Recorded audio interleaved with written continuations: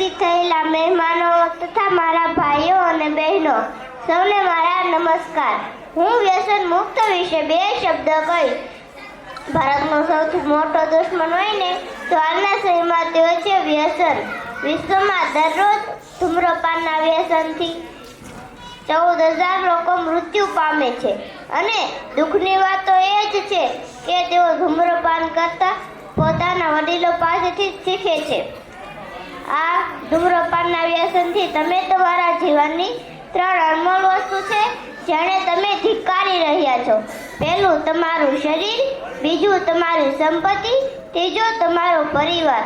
ધૂમ્રપાનના વ્યસનથી પેટના cancer, જીભના cancer એવા કેટલીક જાતના કેન્સર હોય છે.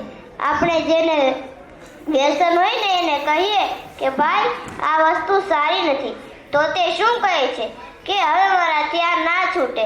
તો આ મારે કહેવું છે કે એક 1.5 વર્ષનું બાળક જેનું જીવન છે પોતાની માનું ધાવણ ધારે તો તે પણ છોડી શકે છે.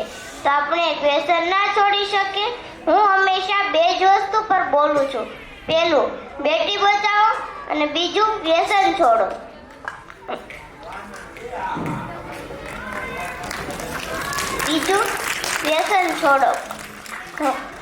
જો મારા પહેલા વિષય પર મારા મા બાપ વિચાર કરે તો એક દીકરી બચી જાય. બીજા વિષય પર મારા દાદા, કાકા અને ભાઈ વિચાર કરે તો આ જળવળી આસ્થાનો બેડો પાર થઈ જાય. અંતે મારે કહેવું કાંઈ નથી, પણ મારા આ વાત શાંતિથી વિચારજો કે આ જીવન તમારું નથી તો તમારી પાછળ કોણ છે? તમારા મા બાપ, તમારા પત્ની, તમારા બાળકો. તમારા ગયા પછી આનું શું? आंखें तालाब नहीं फिर भी भर जाती है, होठ कपड़ा नहीं फिर भी सिल जाती है, आत्मसम्मान शरीर नहीं फिर भी घायल हो जाता है, आत्मसम्मान शरीर नहीं फिर भी घायल हो जाता है. और बेटियां मौसम नहीं फिर भी सब कुछ छोड़कर चली जाती है, और बेटियां मौसम नहीं फिर भी सब कुछ छोड़कर चली जाती है.